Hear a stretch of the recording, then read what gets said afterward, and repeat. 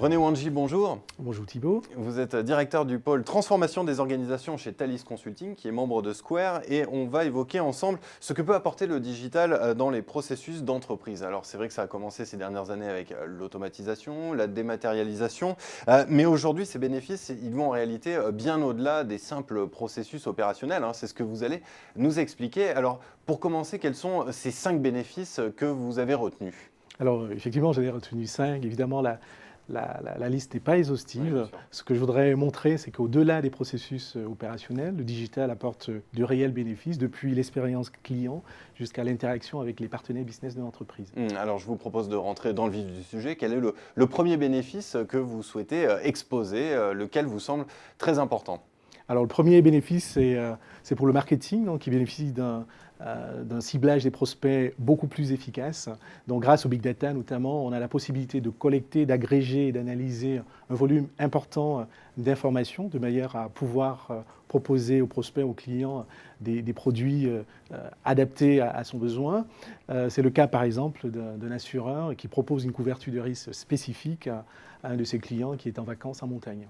Alors oui, effectivement, l'essor de la donnée, le big data, tout cela ouvre un certain nombre de perspectives plutôt intéressantes pour les entreprises. Effectivement, donc, un autre bénéfice dont je souhaiterais parler, c'est la qualité des processus. Donc, à travers le big data, on a la possibilité de croiser à la fois les avis clients, de satisfaction client, j'entends, postés sur Internet, avec les SLA internes, de pouvoir dégager des points d'amélioration pour les services clients. Donc en fait, ce qui s'améliore, c'est l'analyse prédictive. Donc tout cela permet une meilleure anticipation pour les entreprises. Tout à fait. Et donc, on peut citer notamment les activités de type saisonnière, telles que le transport et le sport. Donc, la prédictibilité de ces activités permet un meilleur pilotage des ressources, une meilleure allocation des ressources en cas de pic d'activité. Mais toutefois, vous en conviendrez, il serait réducteur de ne parler que de big data. Alors, quelles sont les autres technologies qui sont aujourd'hui décisives pour les processus d'entreprise ? Alors, le quatrième bénéfice dont je souhaiterais parler, Thibault, c'est l'amélioration de l'expérience client. Donc aujourd'hui, avec des outils de type smartphone qui sont très équipés, on a un nombre important d'applications, des exemples. Mobilité. Tout à fait. Donc aujourd'hui, on peut par exemple bénéficier du paiement de type mobile ou de l'identification biométrique, donc ce qui apporte plus de confort et de sécurité pour les clients. Et le cinquième bénéfice auquel vous pensez ?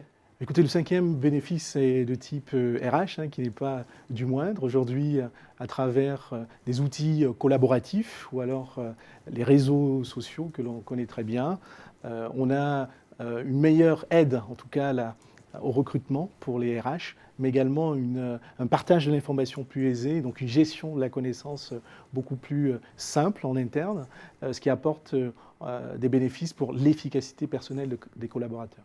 Donc au final, si on reprend tout ce que vous nous avez dit, effectivement, on voit bien que c'est l'ensemble de l'écosystème de l'entreprise qui est bouleversé par l'essor de ces outils numériques. Tout à fait, Thibault. Donc à travers ces 5 bénéfices, on a pu voir que tout l'écosystème de l'entreprise est impacté, depuis le marketing, le commercial, les opérations, mais également les processus RH. Eh bien, merci beaucoup René Wanji pour cet éclairage et effectivement, on voit bien que tout cela va bien au-delà des simples processus d'entreprise. Merci.